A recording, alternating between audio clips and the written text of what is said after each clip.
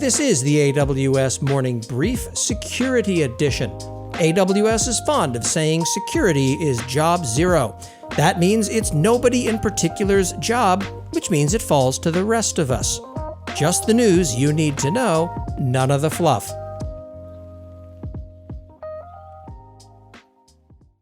What if there were a single place to get an inventory of what you're running in the cloud that wasn't the monthly bill? Further, what if there were a way to compare that inventory to what you were already managing via Terraform, Pulumi, or CloudFormation, but then automatically add the missing, unmanaged, or drifted parts to it?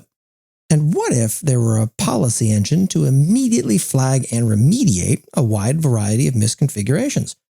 Well, stop dreaming and start doing. Visit snark.cloud/firefly to learn more. Heroku has dominated the security news last week. Their breach is bad. The miscommunication around it is far worse. If you don't have a crisis comms plan to address a data breach response, then you should probably fix that this week. Now, let's see what the community had to say. This week's S3 Bucket Negligence Award goes to a breast cancer charity for leaking patient images. Come on, folks. Be smarter about this stuff. You really have to be respectful of the data with which you are entrusted. Mandoogle has a deep dive into how AWS's instance metadata service can be abused by attackers. The takeaway here is you want to use the V2 of their instance metadata service because it fixes a lot of these issues, but AWS doesn't make that easy. It's very difficult to globally switch this over for all of your instances and enforce that. On the Heroku nonsense side, breaches are always about communication. It's never a good thing to get breached, but what you do next matters an awful lot. Heroku apparently had its entire database breached, sent out, "We are changing your passwords today" emails with no further context, and speaking as an impacted customer myself, the kindest description of their communication around the problem is that they screwed the pooch.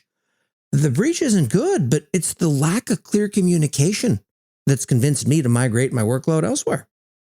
This episode is sponsored in part by our friends at Vultr. Optimized cloud compute plans have landed at Vultr to deliver lightning-fast processing power courtesy of 3rd-gen AMD EPYC processors without the I/O or hardware limitations of a traditional multi-tenant cloud server. Starting at just $28 a month, users can deploy general-purpose, CPU, memory, or storage-optimized cloud instances in more than 20 locations across 5 continents. Without looking, I know that once again Antarctica has gotten the short end of the stick.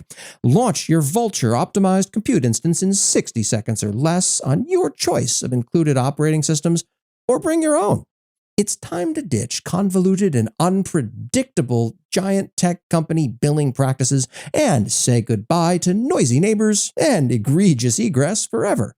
Vultr delivers the power of the cloud with none of the bloat.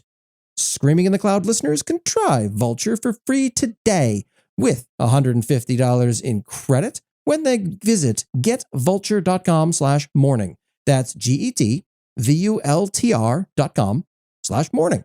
My thanks to them for sponsoring this ridiculous podcast. And Wiz is at it again. Azure is apparently putting the squeal in PostgreSQL.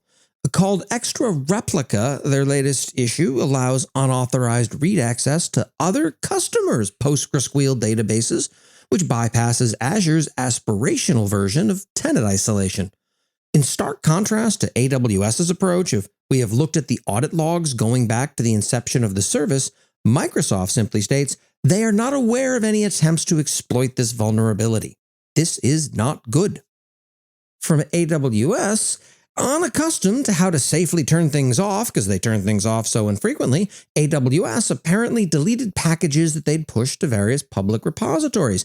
Bad actors snagged those namespaces and then used them to push malware to users.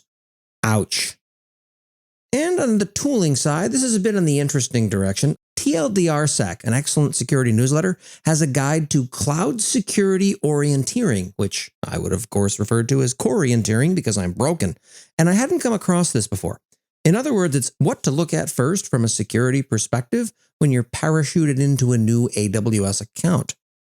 And that's what happened last week in AWS security. Thanks for listening. We'll hope for a better week next week. Thank you for listening to the AWS Morning Brief Security Edition. For the latest in AWS security that actually matters, please follow AWS Morning Brief on Apple Podcasts, Spotify, Overcast, or wherever the hell it is you find the dulcet tones of my voice, and be sure to sign up for the Last Week in AWS newsletter at lastweekinaws.com.